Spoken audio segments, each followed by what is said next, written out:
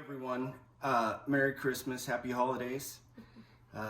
We realize this is 3 days before Christmas, but we found out about a few things with a friend of Sarah's that we felt strongly we needed to act upon really quickly. One of my favorite quotes is by Winston Churchill, and it goes, we make a living by what we get, and we make a life by what we give. And this gal has been given her whole life, and I think it's time for her to receive the blessings back. Yeah, for sure. Let me tell you about my friend Natalie. I just met her this year.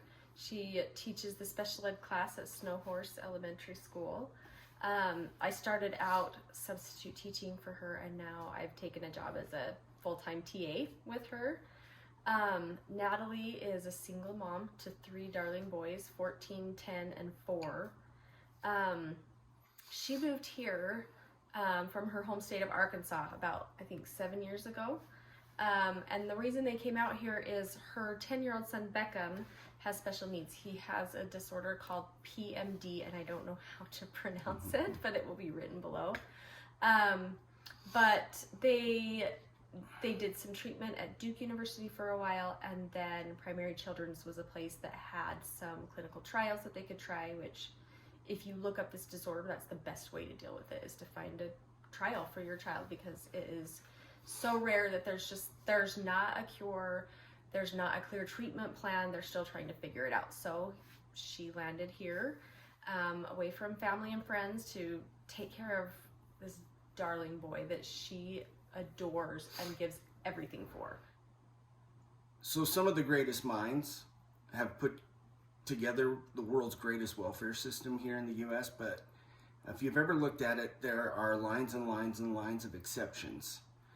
However, there really isn't a way to appeal that we've seen have any action on it. Natalie started as a full-time teacher in August.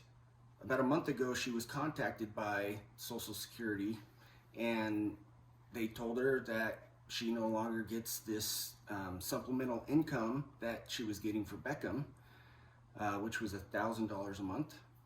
And they said, not only do you no longer get it, we need you to pay back about $4,000 going all the way back to August.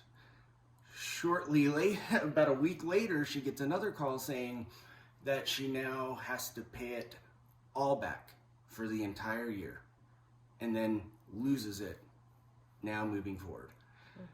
She was approached the other day by a landlord that said, hey, you know, the market's changing, I got to raise your rent 30 to 40% was the number, and he really just said either pay the higher amount or we got to move. And so she packed up the stuff and she's in the process of moving. But one thing that you got to know about Natalie is when she was moving, she heard about a family, a refugee family that just came to Utah, and they had nothing. And so instead of selling her kitchen table like she is with other items, she gave it to them for free. And there's so many other things. Beckham loses his Medicaid because of this.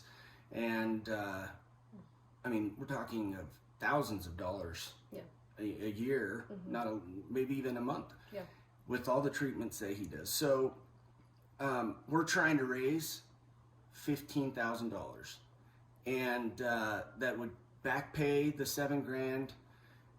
It would cover moving expenses. It would hopefully, for at least a year or two, maybe offset the medical expenses. One other thing we didn't mention is she's got a preschooler that gets, what's it called? Head Start. Head Start. Through Paid, SSI. Yeah, through SSI, it's paid for.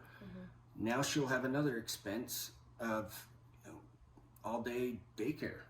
So she needs our help. All this information is below.